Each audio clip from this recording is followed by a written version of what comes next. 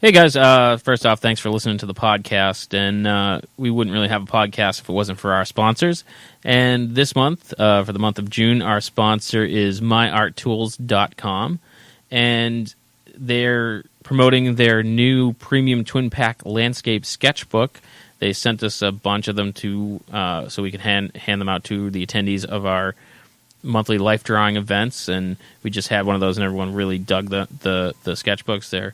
They're really nice. They're travel size. They're 13 by 15, 150-pound paper. It's good for almost any art needs you have. Ink washes, marker, color pencil.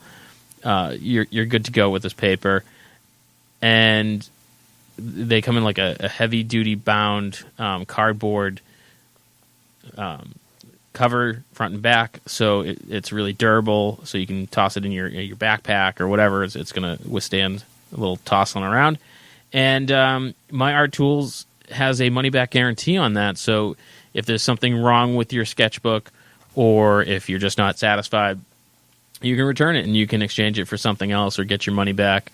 And you can go to myarttools.com and check it out.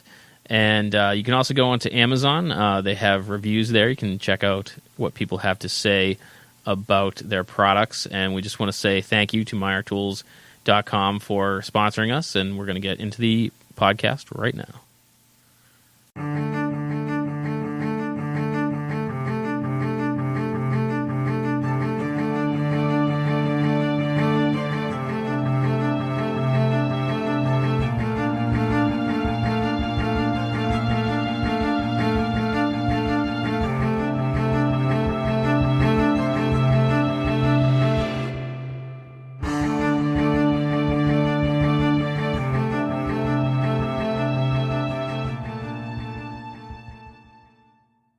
Welcome back, Inebri-arts. This is Andy, the Inebri-art podcast, and you have unlocked our bonus episode.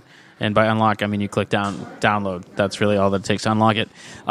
This is really a short episode. However, when you get to interview one of the legends of heavy metal, you give it his own episode, regardless of how long it is. We were at Scarecon a couple weeks ago, and we were lucky enough to get an interview with Dee Snider. So I just wanted to give a little premise that this is a short one, and we'll actually be putting out a full Scarecon episode, and you can check out this interview there as well. So let's get into the interview with Dee Snider. All right, welcome back, Inebri-arts. This is Andy, the Inebri-art podcast, and we're recording today at Scarecon in Framingham, and we are here today with heavy metal legend Dee Snider. So welcome to the show, Dee. Good to be here. And you're promoting your new album that comes out July 27th, For the Love of Metal. For the Love of Metal. Yes. So when was the last album came out? Like, has this been a long hiatus for you? Or? No, We Are the Ones came out about a year ago. It was a mainstream rock record. But with this record, Jamie Jasta from Hatebreed challenged me to make a true metal record. And was a bet? It was a challenge, literally on his podcast. He said, I have a challenge for you. And he said, I challenge you to make a contemporary metal record. And I said, who's producing? He said, I am. I said, all right, let's do it. But the funny thing is, he says, I've challenged a lot of people. You're the first one to accept. Yeah. I said, well, now you have to put your money where your mouth is. So we went in the studio and just out of the passion for the music, made a really heavy record, but a great record.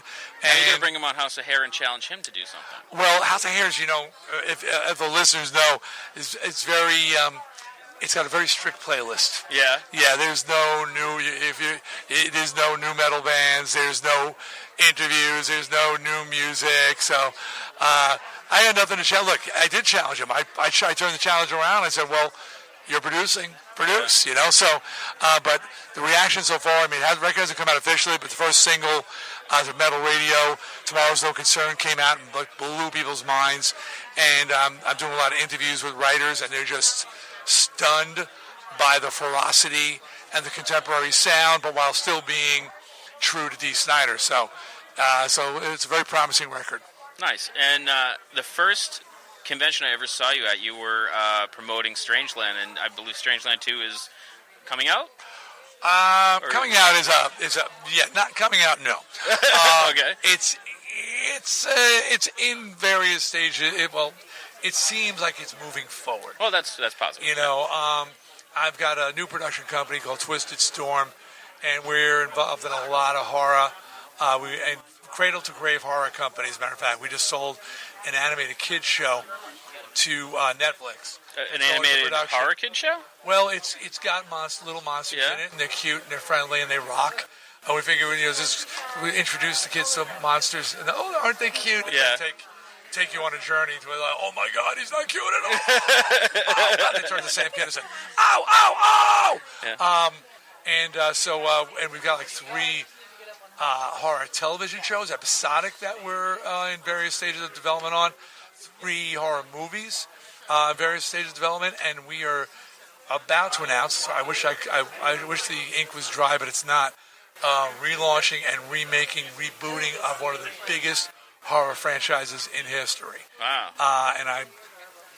Your mind will be blown when you hear which one it is and what we're doing with it. So, expect by next month to be making. It'll be in Variety. It'll be everywhere that we are relaunching this incredible franchise. That's awesome, and I feel like with the dawn of things like Hulu and Netflix, and there's such a wide variety of entertainment out there because people have more venues to put it out. Are you finding it easier to get stuff out? Well, there's certainly a demand for product, and to VO, direct to video. Used to be like a kiss of death, but now it's an alternative. Stuff is being seen, right? Stuff is being enjoyed, stuff's being accessed, and there's money out there, and there's money being spent. So we feel that Twisted Storm is arriving with all of its product at a great time when Apple's getting the game and Google's getting in the game, and so many platforms are opening up, and so it's an exciting time for producing new content. Yeah. And speaking of content, this is a little off my notes, but I was on YouTube the other day, and I'm sure I started with like some sort of gardening thing, and you end up on a rabbit hole, and I ended up on a video that you had done. It's not a cover because it's your song, but it's a re-recording of "We're Not Going to Take It" that you did for a cancer organization. Can you tell us a little bit about that? Yeah. Okay, start over, D. Sorry. No, it's okay. I'll just self-starting over. Chris Angel, the legendary magician, a friend of mine, and he was doing he started a new children's cancer foundation. His son is, probably 3 now, but has leukemia. Oh. Sadly. And he reached out to me to participate, and I said, I was working on the We Are the Ones record, and we had recorded this piano vocal, very dramatic version of We're Not Going to Take It. Yeah, it was really different. For something I didn't even think was possible, but my producer said, I hear a version here, and I was like, what are you, nuts? And when I went in and I heard the piano, and I went in and sang, it was haunting. Yeah. And when Chris heard it, he says, dude, you got to let me do a video. This has got to be sort of our battle cry in the fight against children's cancer, because very sadly, as it turns out, only 12% of research money to fight cancer goes to children's cancer. Oh, wow. And would think, to me, it should be the other way around. Right, you think because they probably have the best chances. And they are the future. Yeah.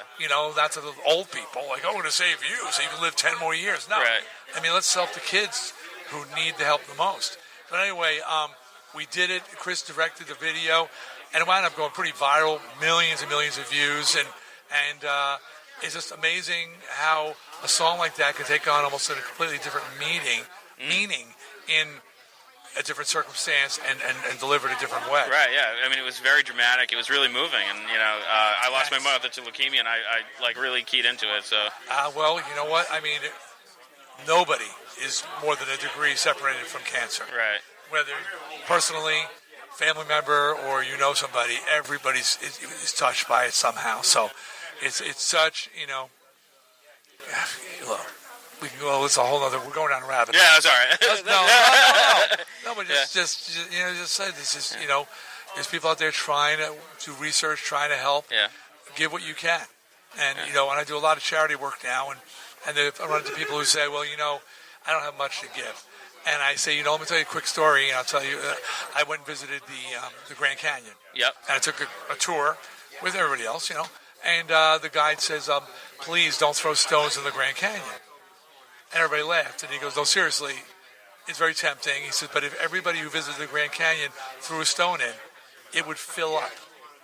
It's crazy to think of that, but right. yeah. And I use that, apply that to charity work. Say, you think that your dollar isn't much? Yeah. Imagine if everybody gave $1. Right. Yeah. There'd be no charity work to be done because you have billions and billions of dollars just because everybody gave one. So never think your donation is too small. Right. Well, that's some really great advice. So what do you prefer? Do you prefer meeting your fans in this format, or do you prefer like a concert where you can feed off their energy? Well, I mean, they're apples and oranges, and I enjoy them both. I mean, thing when you do movies or TV or concert or record, there's a distance, with the movies and TVs and concerts. I mean, and records, you don't even get to see the reaction. Yeah. When you do I've been on Broadway. When you do a show, you hear a reaction, but there's still a chasm between you. And if everybody threw a rock into the no. People could walk to safety. If people threw a rock at you on Broadway. Let's not start that. And but here you really get a chance to take a moment and meet fans, share a word. Yeah. They get to tell you, what your stuff is meant to them. And believe me, we, the artists, are getting as much out of the exchange as you're getting. You're meeting a hero, but we're getting to. It's just nice to hear how your stuff affected people. Unless, of course, it's bad news, and then just don't get on the line, please. I don't want to hear your problems. No, I'm kidding. And when you started Twisted Sister, did you ever expect to be on Broadway? You were in Rock of Ages and Rocktopia? Rocktopia. Look, there's things that I've done in the last 20 years. If you had told me when I was starting out that I would do things like be on Broadway, have a Christmas album, write a song Celine Dion record, I literally would have punched you in the nose. I would have made you take it back. Yeah. Because I'm metal. Right. So, but life's interesting. And life has surprises. And I wind up doing things you never thought you'd do. But you're having a good time. I'm having fun. And that's good. Life should be surprised. There should be surprises. Yeah. Well, this has been a lot of fun, and we appreciate you stopping by, talking to us. Nice. And we hope our listeners check out your new album coming out July 27th. July 27th. Go to Amazon.com. You can pre-orders are going on right now. It's called For the Love of Metal. And there's got to be a tour to follow up, I assume?